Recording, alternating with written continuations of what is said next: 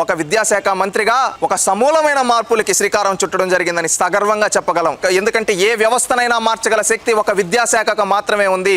మనం చూసుకుంటే చిన్నపిల్లలు, నేటి బాలలే రేపటి పౌరులు, ఇటు బీటెక్ చేసే వాళ్ళు కావచ్చు, ఇంటర్మీడియట్ చేసే వాళ్ళు కావచ్చు, ప్రతి ఒక్కరు వీళ్ళు కరెక్ట్ గా ఉండి వీళ్ళు కరెక్ట్ మార్గంలో వెళ్ళగలిగితే రాష్ట్రం బాగుంటుంది, రాష్ట్రం గెలవాలి అని ఒక సిద్ధాంతంతో ముందుకొచ్చి విద్యాశాఖలో ఒక సమూలమైన మార్పులు తీసుకొని వచ్చాడు. అప్పటి వరకు పుస్తకాలపైన రాజకీయ నాయకుల బొమ్మలు, డ్రెస్సుల పైన, యూనిఫామ్ల పైన, అదే విధంగా మనం చూసుకుంటే బ్యాగుల పైన రాజకీయ నాయకుల ఫోటోలు ఉంటే విద్యాశాఖలో అసలు రాజకీయ నాయకులు బొమ్మలే ఉండకూడదని రాజకీయ నాయకులే బొమ్మలు లేకుండా ఒక మార్పు తీసుకొని వచ్చారు. మనం ఎంతో గొప్పగా చెప్పుకుంటాం మన మధ్యాహ్న భోజన పథకం అని. అది ఆనాడు ఎన్టీ రామారావు గారు మొదలు పెడితే ఇంటర్మీడియట్ విద్యార్థుల కోసం మధ్యాహ్న భోజనం పథకాన్ని తీసుకొని వచ్చాడు నేడు లోకేష్. అదే విధంగా స్కూల్ పిల్లలు తినే మధ్యాహ్న భోజన పథకానికి మన తెలుగు నేలపైన మనం అన్నపూర్ణగా చెప్పుకునే డొక్కా సీతమ్మ గారి పేరు పెట్టి డొక్కా సీతమ్మ మధ్యాహ్న భోజనం పథకం అని పెట్టి ఒక క్వాలిటీ ఫుడ్ అనేది ఈ రోజు ప్రతి ఒక్క పాఠశాలలో విద్యార్థులకు ఇస్తున్నారంటే అది లోకేష్ మార్క్. అదే విధంగా ఎక్కడ గాని మనం ఇచ్చే కిట్ల పైన ఎవరైతే ఉన్నారో మన దేశానికి ఉపరాష్ట్రపతిగా సేవలు అందించి ఒక ఉపాధ్యాయుడిగా తన సేవలతో ఈ దేశాన్ని మెప్పించిన సర్వేపల్లి రాధాకృష్ణన్ గారి పేరు పెట్టి సర్వేపల్లి రాధాకృష్ణన్ విద్యామిత్ర పథకం అని పెట్టి ఇవ్వడం జరిగింది. అదే విధంగా ఒక హైజీన్ గా, ఒక క్లీన్ గా, నీట్ గా ఎలా ఉండాలని చెప్పి ఒక ముస్తబు అనే ప్రోగ్రామ్ తీసుకొని రావడం జరిగింది. ఇప్పటి వరకు